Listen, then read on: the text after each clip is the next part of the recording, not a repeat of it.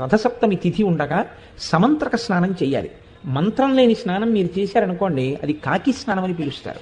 దానివల్ల ప్రయోజనం ఏమి ఉండదు. జిల్లేడాకులు రేగుపళ్ళు తల మీద పెట్టుకుని నేను పోసుకున్నానండి అన్నారు అనుకోండి, దానికి ఏం ఉపయోగం ఉండదు.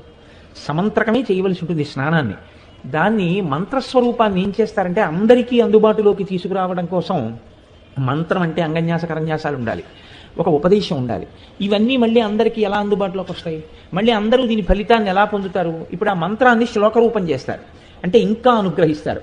ఇప్పుడు మీరు ఆ శ్లోకం చెప్పిన తరువాత రేగుపళ్ళు జిల్లేడు పళ్ళు తల మీద పెట్టుకుని అప్పుడు నీళ్లు పోసుకుంటే అవి జారి కింద పడిపోతాయి.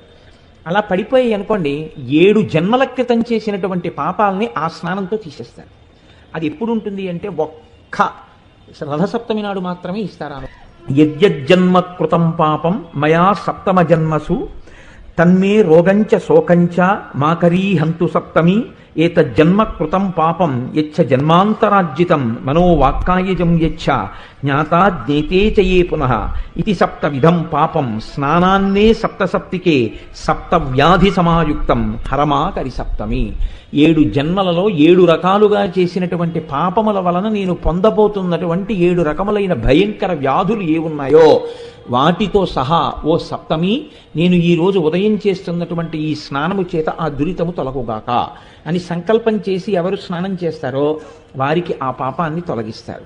కాబట్టి ఇప్పుడు నేను చదివిన శ్లోకాన్ని రేపు మీ అందరూ చదువుకుని చక్కగా స్నానము చేయుదురుగాక.